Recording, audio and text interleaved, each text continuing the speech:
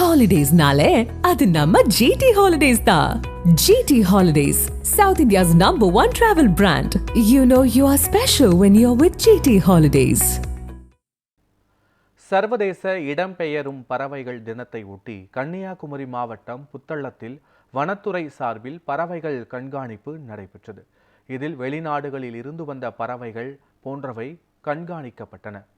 கன்னியாகுமரி மாவட்டத்தில் வனத்துறை சார்பில் பறவைகள் கண்காணிப்பு பணிகள் நடைபெறுகின்றன. புத்தளம் பகுதியில் நடைபெறும் கண்காணிப்பில் ரஷ்யா, சவுதி அரேபியா, ஆர்டிக் பகுதியில் இருந்து பறந்து வந்த கொசு உள்ளான், செங்கழுத்து கொசு உள்ளான், கொண்டை பறவைகள் போன்றவை பெரிதும் காட்சியளித்தன. மாணவர்கள், பறவை ஆர்வலர்கள், வனத்துறை ஊழியர்களும் இதில் பங்கேற்றனர்.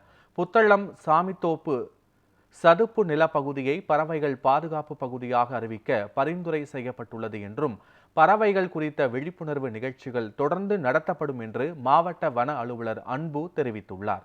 சர்வதேச வலசை பறவைகள் தினம்.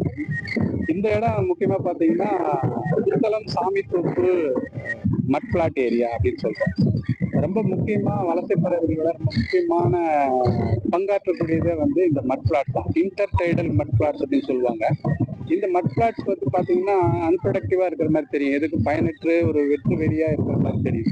ஆனா வந்து பல ஆயிரம் கிலோமீட்டருக்கு மேல இருந்து வரக்கூடிய பறவைகள் இங்க வந்து பகல் நேரத்துல வந்து ரெஸ்டிங், இரவு நேரத்துல ரூஸ்டிங்காகவும் இந்த இடத்த பயன்படுத்துறதுக்கு அப்புறம் காலையிலயும் மாலையிலயும் அது வந்து உணவு தேடுறதுக்காக போயிட்டு வந்து இங்க ஓய்வு எடுக்கிற இடமா இருக்கு.